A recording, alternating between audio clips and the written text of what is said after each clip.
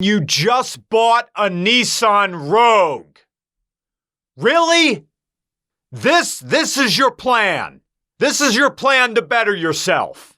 Your check engine light came on, so you pulled over and prayed because you bought a Nissan Rogue. Did you do any research at all?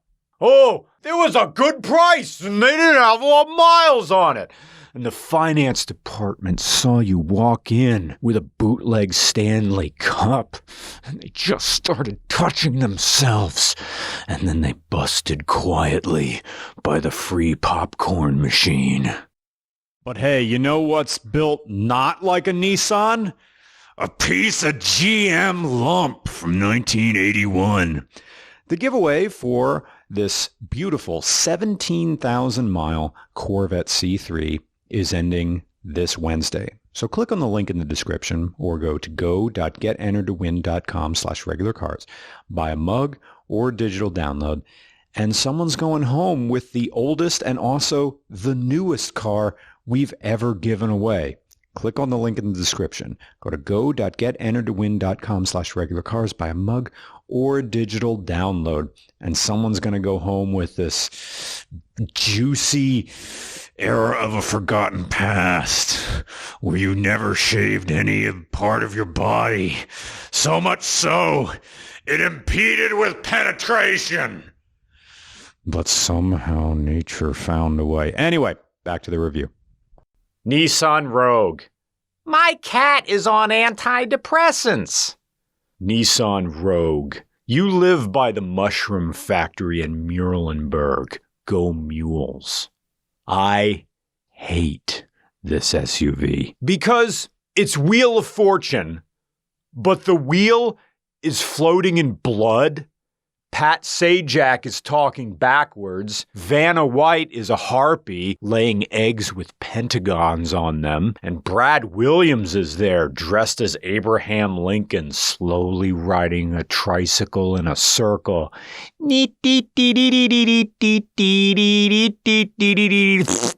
the only prices on that wheel down there are valve cover gasket, misfire, TCM fault, EGR fault, carbon fouling, and the best prize on the wheel is spin again. And the one that bankrupts you is CVT replacement. Something's gonna break sooner than any other SUV. It's coming. I tried to talk you out of it. Your friends tried to talk you out of this. Oh, but you're a Rogue, aren't you? You cannot be classified. Christ, the naming on this SUV is good. Oh, but it's all-wheel drive, and you need something that's good in the snow. And a Nissan Rogue is all-wheel drive. One of your broke friends said don't buy a Subaru because the head gaskets go, and you believed them, and you can't afford to buy a Honda CR-V or Toyota RAV4. So here you go, Nissan Rogue. Nissan circling the toilet, man. That company is in trouble. Out of all the Japanese manufacturers, they're the worst. They kick out garbage products for people who don't know how to do research. They're good for one thing, rental fleets. They'll last for guaranteed 40,000 miles. Nothing's gonna go wrong. But if you're banking your financial future on this, I'll see you on Caleb Hammer. That's all I got to say about, Christ, this is a bad car from tip to tail. The transmission's bad, the engine is bad, the wiring is bad, the trim is bad. It's assembled by drunks. The noise, harshness, vibration, there isn't any. Sounds like garbage. I would rather you buy a frickin' Ford than this. All right, direct injection. Let's talk about this. Not all Rogues have gasoline direct injection, but a good amount of them do. This isn't just Nissan, but it's getting the brunt of my ire here. Direct gasoline injection has some very good positives. It's great for tuning, it's great for power, and if something is good for tuning and good for power, that also means it's good for economy.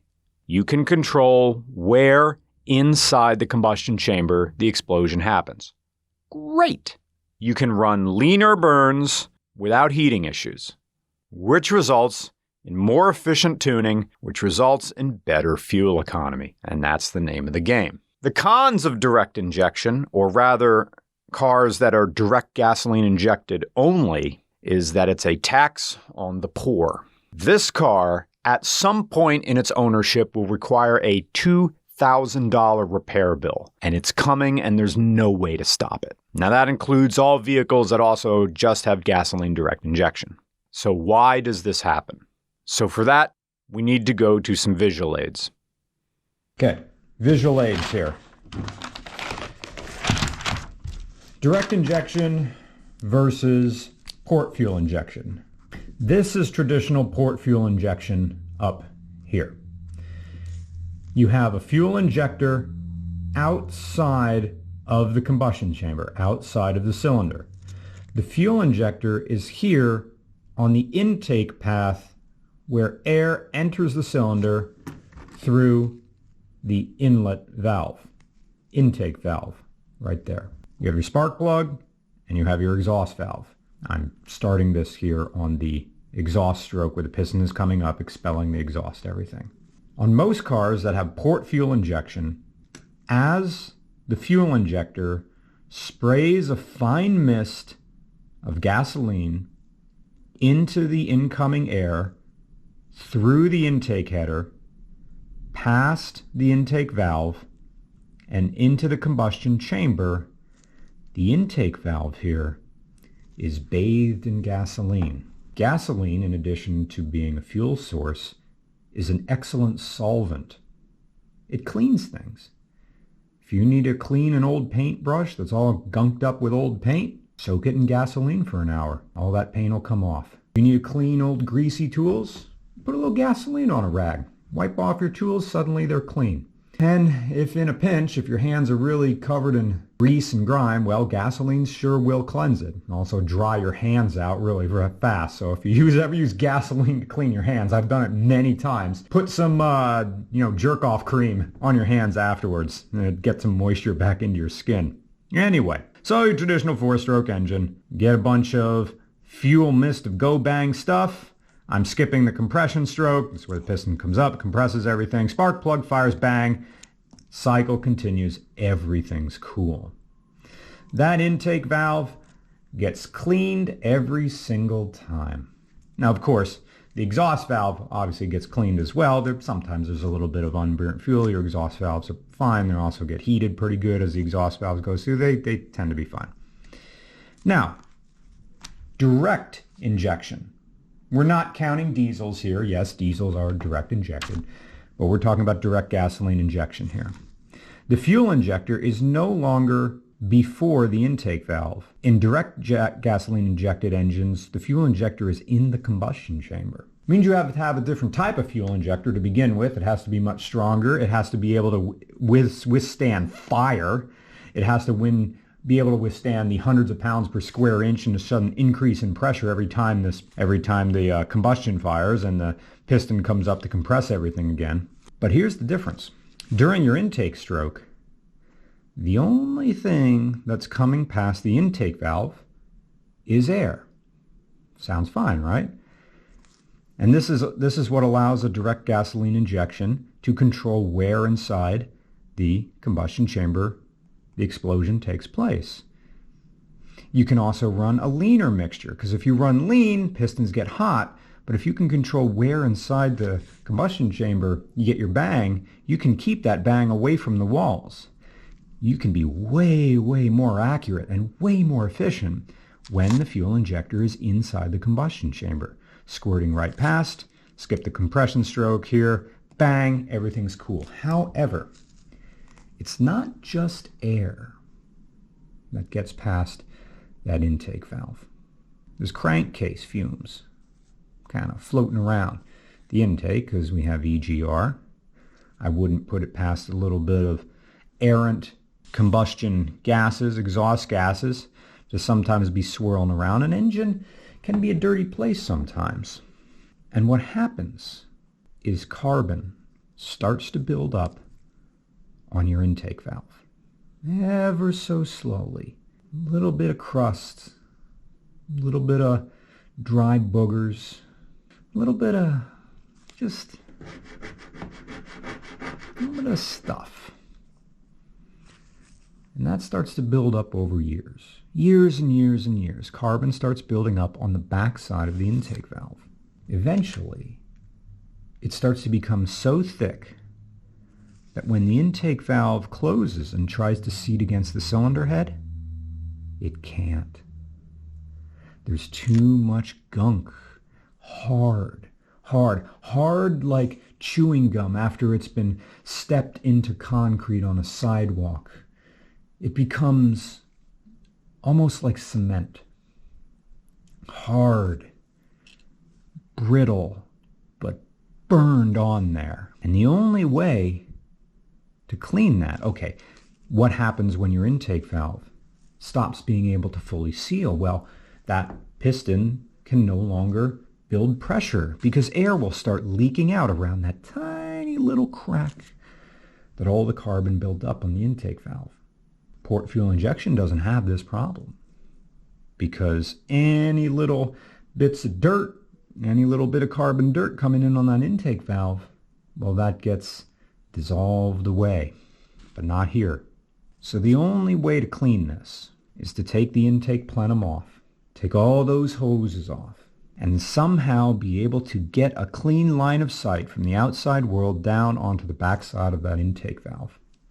And then you need to use some sort of media blasting. I've seen people on Instagram, shops on Instagram, use almond blasting. Perhaps dry ice blasting works as well. We're way past solvents at this point. No amount of solvent will take off burned on carbon. You need to mechanically get it off that valve. And once you're in there, some tool companies are making specialized tools to specifically for cleaning the backside of intake valves that are fouled from direct injection, or rather direct injected only. The process doesn't take too long, but you're paying shop labor rates, hours and hours and hours to carefully take apart the top of your engine. Heck, they may even have to take off the camshafts if you have a complicated double overhead cam engine. That's a lot of labor hours. And that's a bill you weren't counting on when you bought the cheap car. Also, not to suck Toyota's dick, but Toyota doesn't do this. Or rather, they do direct injection, but they do double. They have a fuel injector outside the intake valve, and then they have the direct injected. So it switches between the two automatically. So you can have your big power, you can have your tunability, you can have your efficiency of direct injection, but you also have the longevity of port fuel injection. Now, of course, having double the amount of injectors and two different sorts of fuel rails, well, that adds about $1,000 to the price of the car. And if you're Nissan, that can't compete with Honda or Toyota in terms of build quality, you have to do things cheaper. Now, why doesn't Nissan have cars that are just port fuel injected? Well, they do. But of course, they also want to be marketable and have the good fuel economy and the good power of direct injecting. It's one way to sell your car.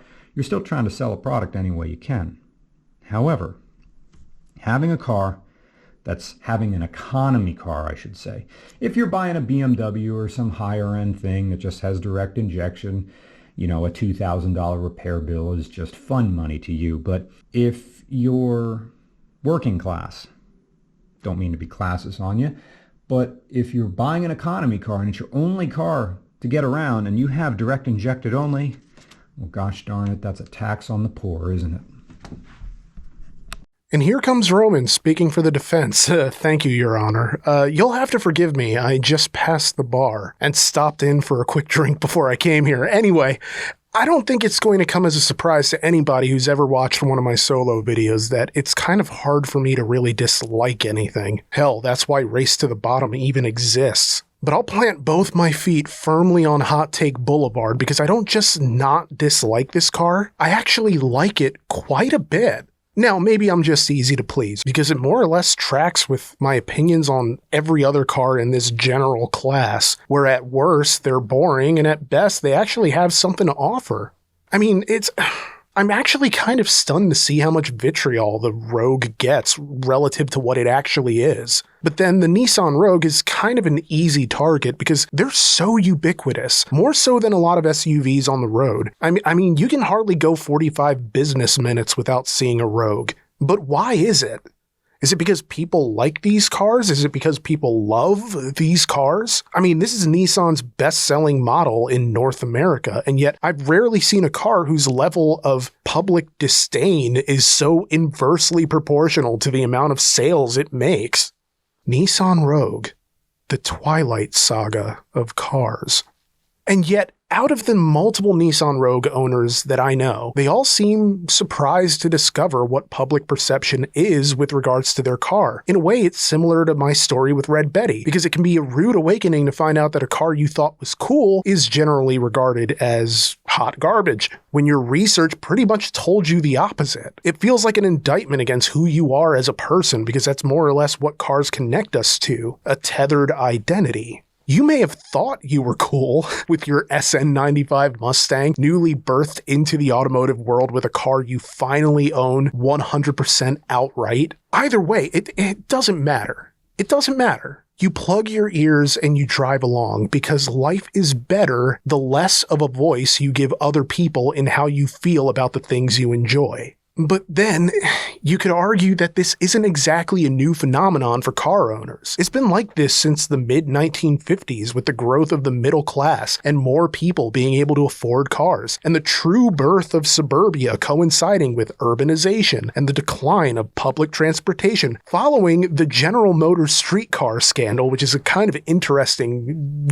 side tangent. But basically, GM tried to create a monopoly in public transportation by buying up all the streetcars and then replacing them with buses. Maybe it's something I'll go into in a future RCR story, but it's pretty interesting stuff. We not only became dependent upon cars for everything from work to pleasure, but we became dependent upon them as signifiers, as save points in the video game called Social Progress. But you never play another man's save file, because so much of his experience is in it that it can't possibly mean to you what it does to him. And thus, people get defensive about their cars because they're extensions of who they are, and to judge the car is to judge that person and their decision-making processes. But that's not necessarily the case.